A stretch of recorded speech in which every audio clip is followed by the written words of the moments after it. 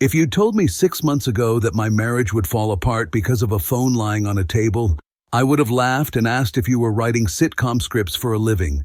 Now I fully believe that one misplaced iPhone can apparently trigger a psychological apocalypse. Nicole and I had been together a little over 6 years. Not newlyweds, not an old married couple either. Somewhere in the we still like each other, but also argue about dishwasher loading patterns stage. Our relationship, up until everything exploded, was normal, peaceful, predictable in a good way. I'm a pretty straightforward guy, calm, logical, not prone to shouting or dramatic door slamming. I don't do mess. Nicole, my wife, is, let's say, expressive. If emotions were weather, she'd be tropical storms with occasional sunny mornings. I always thought it was cute, fun. Life with her felt lively, until the day she looked at me like I'd murdered someone. It started on a Tuesday, just an ordinary Tuesday where I sat down at the dining table, put my phone down, screen up like a normal person, and opened my laptop. Nicole glanced at the phone, then at me, then at the phone again. Her eyes narrowed in a way that felt cinematic. "Why are you hiding your phone?" she asked. I blinked. Several times. It's possible I looked like a Windows loading screen. "Hiding?" I said. "Nicole, it's literally lying there like it pays rent." She crossed her arms, tilted her head, and delivered a line worthy of an award. People don't just put their phones like that unless they're hiding something. I stared at the phone again. It was glowing, unlocked, friendly. If it had hands, it would have waved. "Nicole," I said slowly, "if I wanted to hide something, I would not place the object in question directly in your field of vision." That's what a guilty person would say. Nicole, guilty people say a lot of things. Barely any of them are this logical. She shook her head with the kind of confidence you only get after watching too many detective shows. "Your calmness is suspicious." I opened my mouth, closed it, opened it again. "Wait, I'm suspicious because I'm calm?" "Yes," she said decisively. "A man who has nothing to hide wouldn't need to act calm." "I'm calm because I am calm," I said. "This isn't acting. This is just my personality existing." Exactly. And don't ask me how, but somehow she thought she just won the argument. That should have been the first red flag, but I didn't panic. I thought she was tired, stressed, hormonal, or maybe Mercury was in retrograde and punching her zodiac sign in the face. Whatever. I let it go. Over the next few days, Nicole transformed from my wife into a one-woman FBI task force. No badge, just vibes. One morning I was making coffee when she leaned in and sniffed me like a police dog at airport security. I actually froze mid-pour. "What are you doing?" I asked carefully. "You smell like perfume." "It's detergent," I answered. "Same detergent we've used for 3 years. She narrowed her eyes. "Or maybe you hugged someone." "Yeah," I said. "The washing machine. She and I are having a wild affair." "Don't be sarcastic." "Nicole, I have so little going on socially that if I hugged someone, you would hear about it because it would be the highlight of my week." She wasn't amused. A couple days later, she started checking my pockets when I got home. At first subtly, then not subtly at all. I walked through the door and she just dove in like she was sorting laundry. "Nicole? What the hell?" "Just checking." "For what? A spare girlfriend?" She gave me a deadly serious look. "If I find one, we're going to have a conversation." I laughed. She didn't. One evening she stopped me at the door, looked me up and down and said, "Why are you coming home looking smug?" "This is just my face," I said. "I've worn it for 30 years. "Well," she snapped, "it's smug." At this point, I started feeling like I was on some hidden camera show. The worst part? She started telling her friends. We were at our friend Mark's barbecue, just grilling burgers and pretending to be adults, when one of Nicole's girlfriends approached me with an expression usually reserved for criminals in documentaries. She lowered her voice and said, "Just don't hurt her, okay?" I blinked at her. "Hurt her? I made her pancakes this morning." "Sometimes pancakes hide darker intentions," she whispered like she was revealing a government secret. I put down my beer. I'm leaving before this conversation damages my brain. But the absolute insanity started when Nicole began bursting into the bathroom while I showered. The first time it happened, she swung the door open like she was raiding a cartel hideout. "Who are you texting?"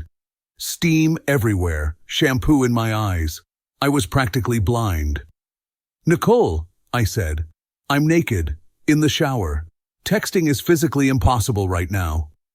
"You're being defensive." "No, I am being wet." "You're hiding something." "Nicole, the only thing I'm hiding is myself behind this shower curtain." She marched out triumphantly, as if she discovered something meaningful. Talking to her became a loop from hell. "Nicole, why do you think I'm cheating?" "If you were innocent, you wouldn't ask that question. I'm asking because you're accusing me. That's exactly what a cheater would say. Nicole, that's also what an innocent person would say." Convenient. The irony of the whole situation? Her phone had suddenly become more protected than nuclear launch codes. Always screen down, notifications hidden, new passcode every week. Takes it with her everywhere. Bedroom, shower, even to take out the trash. One evening I said, "You know, it's kind of funny how—" "Don't," she snapped immediately. "Don't try to turn this around on me." I wasn't. That's exactly what you'd say if you were trying to turn this around. I stared at her for a full 5 seconds. "I think your brain did a somersault and landed wrong," she gasped. "Wow, gaslighting me now? You're accusing my deodorant of cheating on you at this point." But nothing helped. Every explanation, every joke, every calm conversation only added fuel to whatever conspiracy she'd created in her head. Meanwhile, I lay awake some nights staring at the ceiling thinking, if being innocent feels this insane, I can't imagine what actual cheaters experience. They must be exhausted. But I didn't know yet that the universe was warming up for the plot twist of the decade. The longer Nicole kept up her new FBI in a romantic comedy personality, the more I realized I was living with someone who had fully committed to a fantasy that I didn't even audition for. At first it was annoying, then it became absurd, and finally, impressive. Because honestly, the dedication was Olympic. One evening, I came home from work, set my keys on the counter, and before I even took off my shoes, she asked, "Why are you home at 5:42? You usually get home at 5:39. I stared at her. 3 minutes? She folded her arms. A lot can happen in 3 minutes. Nicole, the only thing that happened was I hit a red light and questioned my life choices. You're being sarcastic again. I am. Because you're acting like I'm living a double life in the suburbs. She stepped closer, squinting like she was studying my aura. You look different. Different how? I don't know. Guilty. So, my face again. Your energy, she corrected. Fantastic, I said. Now I'm being accused by solar panels. But the paranoia didn't slow down. Oh no. It started sprinting. A few nights later, I was in the living room, just sitting on the couch scrolling the most boring news possible. The economy, sports results, a cat that looked like a loaf of bread. Nicole walked in, saw the glow of my screen, and froze like she'd caught me summoning demons. Who are you texting? She demanded. Nobody, I said. I'm reading an article. Let me see. Oh, I'm sorry, I said. Are we doing phone inspections now? Should I line it up next to the apples on the counter? Stop joking. If you weren't hiding something, you'd show me. I sighed, turned the screen toward her. An article literally titled, The 7 Most Boring Industries of 2025. She stared at it for a long second, blinked and said, could be a cover. I put the phone down. Nicole, unless I'm cheating with an accountant who works in agricultural machinery financing, I think I'm safe. She stormed off. Another time, I was shaving. Just shaving. Normal human activity. Nicole walked in, eyes narrowed, and said, You're taking longer than usual. I have a face, I said. It takes time to shave. Or maybe you're getting ready for someone. Yes, I said dryly.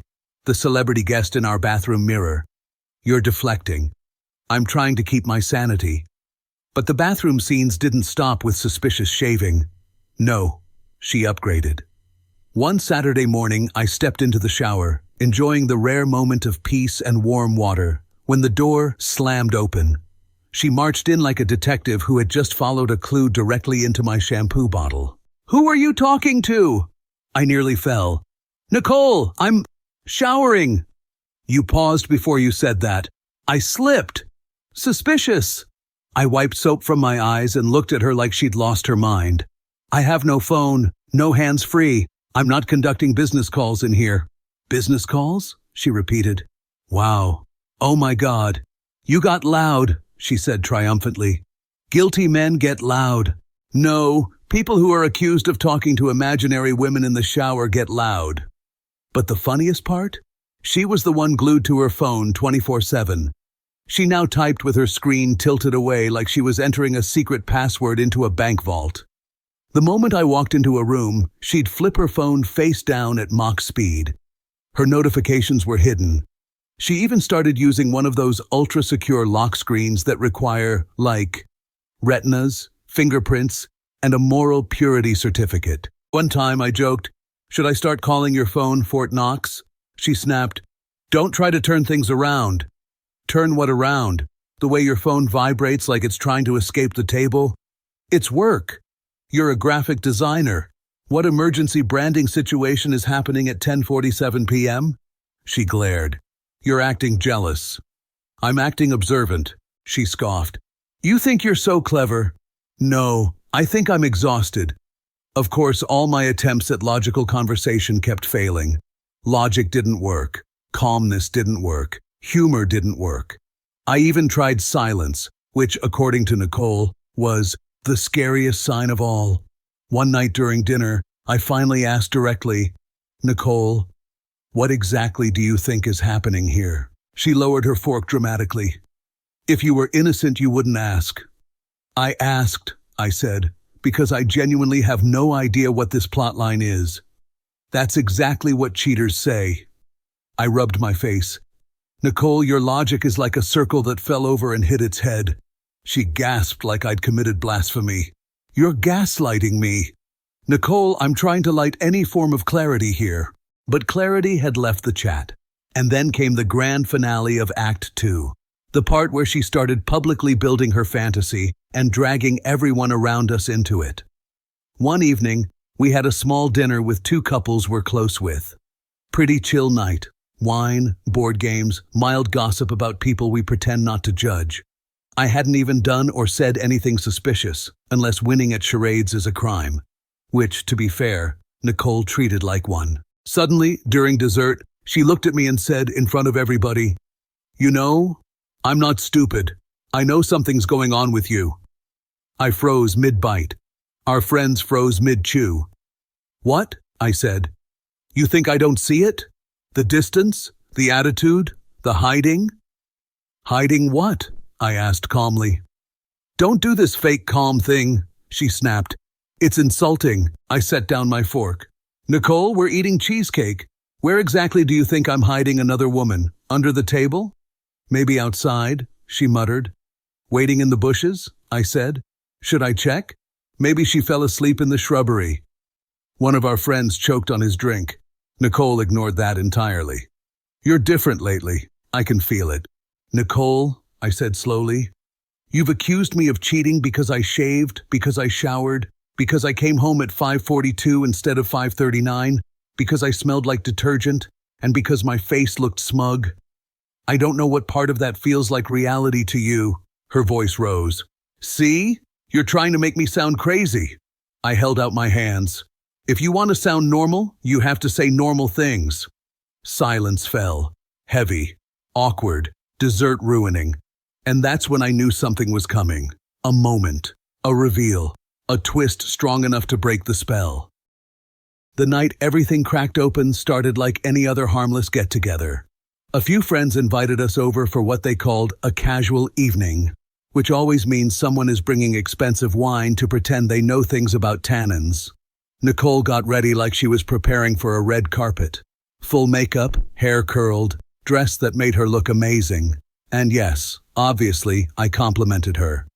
"You look great," I said. She stared at me like I'd confessed to a crime.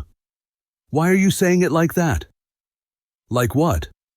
Like you're distracting me from something. I blinked. Nicole, you literally asked me how you looked. She narrowed her eyes. Convenient. And with that level of logic, we left the house. The moment we arrived, she went straight to the wine bottle, poured herself a glass that could drown a small plant, and immediately started talking loudly. The kind of loud where you know a monologue is coming. Everything was normal for the first hour. People laughed. Someone put on music. One couple argued quietly about who forgot to buy hummus. Nicole was buzzing, and not in the fun, flirty, my wife is tipsy and cute way. More like, someone gave her a microphone and bad intentions. Every time I spoke, she glared at me like I'd insulted her ancestors. Then it happened. We were all sitting around the living room. I was mid-sip of my drink when Nicole suddenly turned to the group and said, loud and dramatic, "You guys know what the funniest part is? He thinks I don't know about his little secrets." I froze. Everyone else did too, like the Wi-Fi had gone out and no one knew what to do. I set my drink down slowly. "Nicole, what are you talking about?" "Oh, please," she said, waving her hand. "Don't do that innocent voice. It's pathetic." I raised an eyebrow. "Nicole, I'm literally drinking ginger ale. I don't even have the energy for an affair." People laughed uncomfortably, but she wasn't done. She wanted a scene. She wanted a whole season finale. She leaned back dramatically and added, "You'd all be shocked if you knew what he's been up to." Our friend Dave, the quiet one in the group, the guy who normally only talks about sports and how much he hates his job, suddenly looked up. He stared at Nicole with an expression I'd never seen on him before. Half anger, half, "I warned myself to stay out of this, but I can't anymore." He took a slow breath and said, "You seriously want to go there?" Nicole went stiff. Her face shifted, like she didn't understand why he was talking. "What?" she snapped. Dave kept his eyes on her. "You want to talk about secrets? Yours?" The room tensed like a rubber band. Nicole let out a fake laugh. "Oh, please. Don't try to defend him." Dave didn't blink. "How about you tell him about your coworker?" Silence. Real silence. Not awkward silence. The kind of silence where the air gets heavy and your brain goes, "Oh, that's what's happening." Nicole's face drained of color so fast it looked like someone unplugged her. She stared at Dave, then at me, then back at Dave. "I don't know what you think you know," she said quietly. Dave sighed. The kind of sigh men only do when they've been holding in something for too long. "I know enough to say this," he said. "You shouldn't be accusing anyone here." "Stop," Nicole whispered, but he didn't. "Seriously," he continued, "you want to do this in front of everyone? Fine. Tell him about your coworker. Tell him how you two—" "Stop!" she shouted suddenly. Everyone jumped. Nicole clutched her wine glass like it was her emotional support animal. It's not what you think," she stammered. "It wasn't serious. We were just talking." The room collectively raised its eyebrows. Talking? Right. Classic. Her friend Lisa, who normally defends all wives just out of gender loyalty, frowned and said, "Nicole? Talking? Really?" Nicole turned to her, desperate. "Yes, we just talked." Lisa didn't even hesitate. "Talking? Is that what you call kissing in his car?" Nicole's mouth opened, then closed, then opened again. Nothing came out. She looked like a fish realizing it has to start paying rent. "Lisa," she whispered, "why would you—" "Because I was there," Lisa snapped. "You made me swear to say nothing." My heart dropped. Not because I was devastated, but because everything suddenly made sense. All the accusations, all the paranoia, all the bathroom interrogations, all the "why are you so calm?" all the "you smell different," all the "give me your phone." She wasn't paranoid.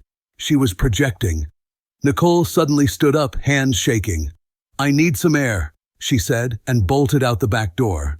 No one stopped her. Everyone just stared at me like I'd been hit by a train. Mark, the host, cleared his throat. "Dude, I'm so sorry." I shrugged. "Honestly?" This is the least shocking thing tonight.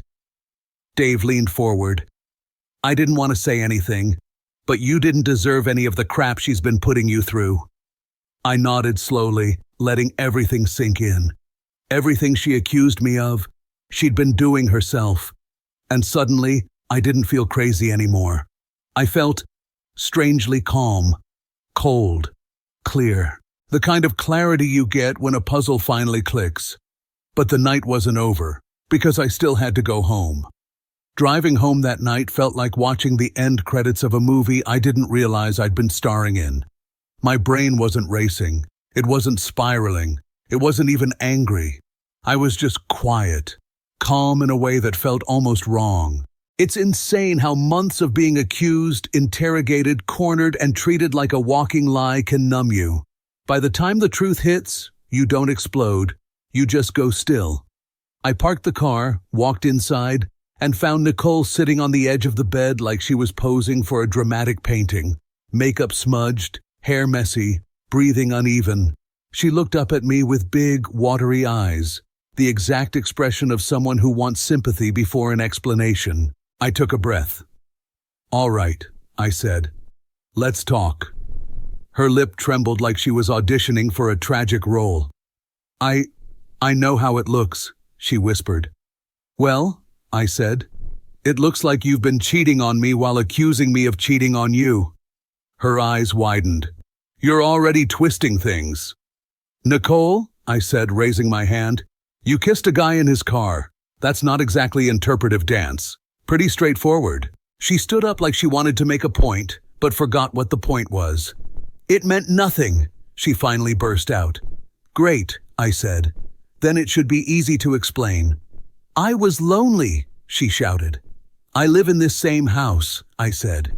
"We have the same address. If you were lonely, you could have turned right into the living room instead of left into your coworker's Honda." She flinched. "That's not fair." Nicole, neither was being interrogated in the shower.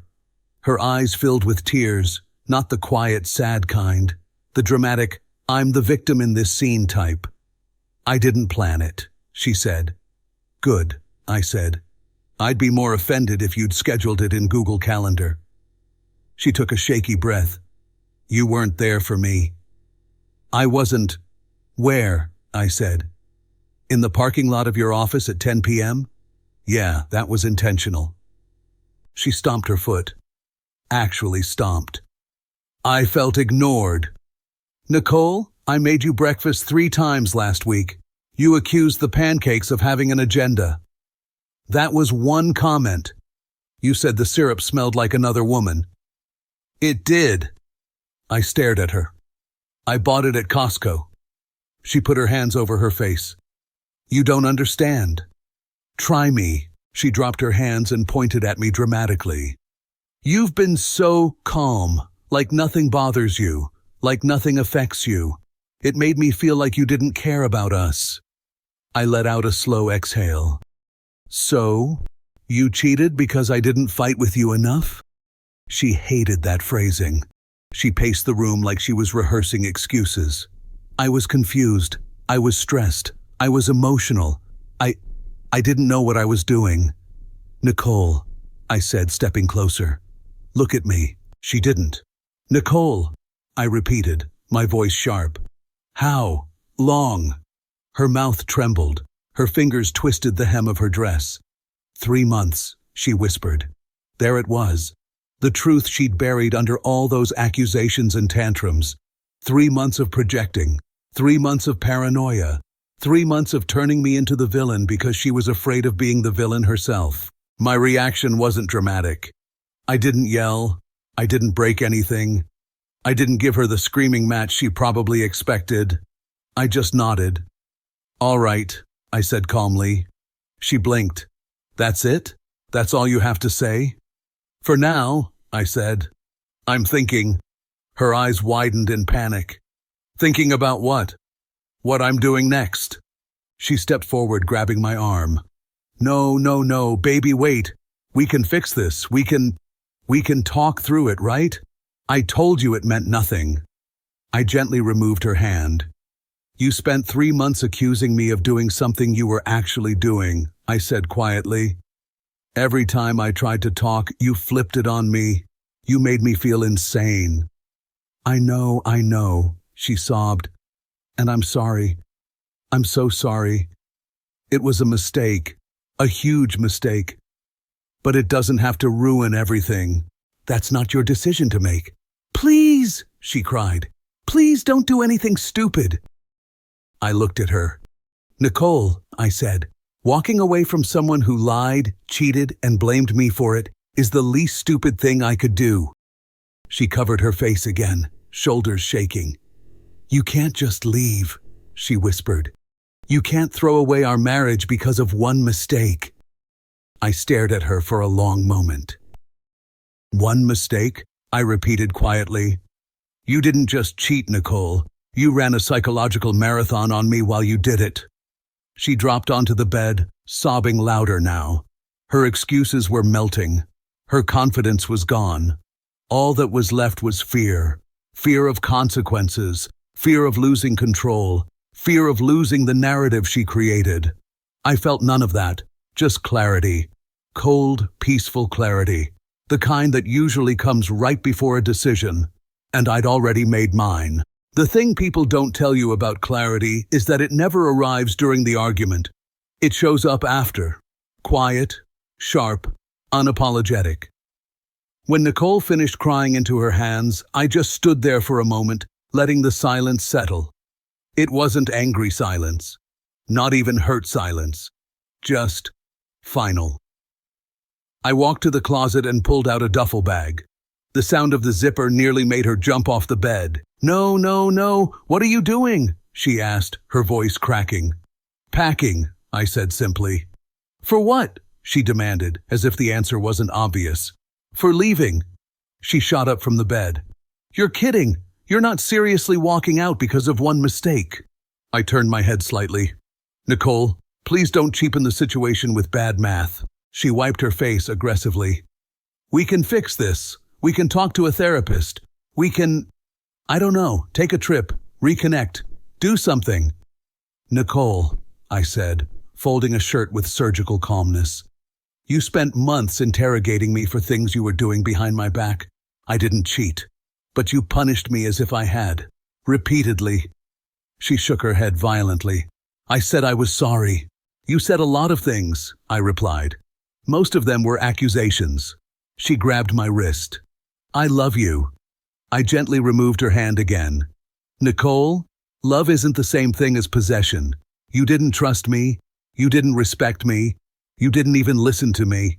She took a shaky breath. I was scared. That's not an excuse, I said.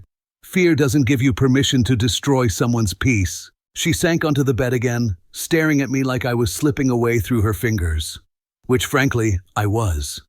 Please, she whispered. Don't leave like this. We can rebuild. I zipped the bag shut. No, I said quietly. You need to rebuild. I need to leave. She stood up again, desperate now. But you can't just walk away after everything we've been through. I looked her straight in the eyes. Nicole, I said, you cheated on me for 3 months, but you checked to see if I was cheating. She swallowed hard. Her face crumpled. She knew exactly what that meant. Her voice dropped to a whisper. I didn't mean to. I thought if I blamed you first, you wouldn't look at me too closely. That's the kind of logic, I said, that gets people banned from escape rooms.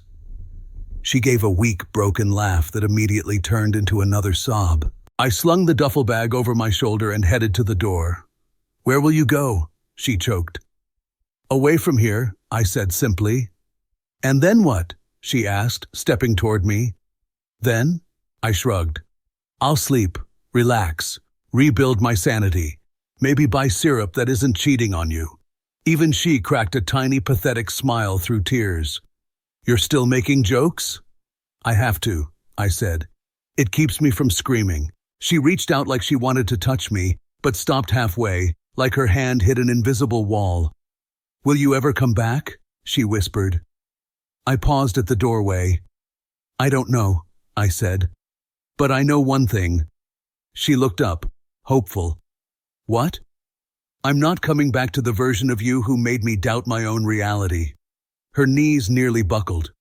Goodbye, Nicole. I stepped out, closed the door behind me. No dramatic slam, no yelling, no last-minute speeches. Just a quiet click. The quietest sound I'd heard in months.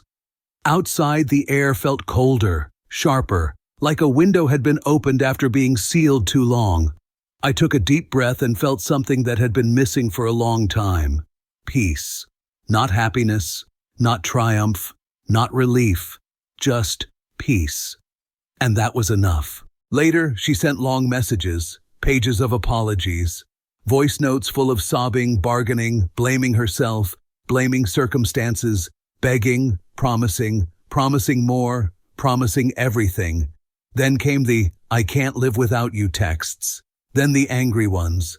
Then the quiet ones. I didn't block her. I didn't respond either. Sometimes silence is the kindest answer you can give when words would only make things worse. 3 weeks after I walked out, I filed for divorce. Not out of anger, not out of revenge, just closure. A strange kind of calm settled in once the papers were submitted. The kind of calm you feel after finally cleaning a room you've been avoiding for months. Heavy, but refreshing. When Nicole got the envelope, she called me. I didn't pick up. Then she sent a picture of the documents with a message. "Are you really doing this?" I typed back, "Yes." A few minutes later, another message. "We can still fix us."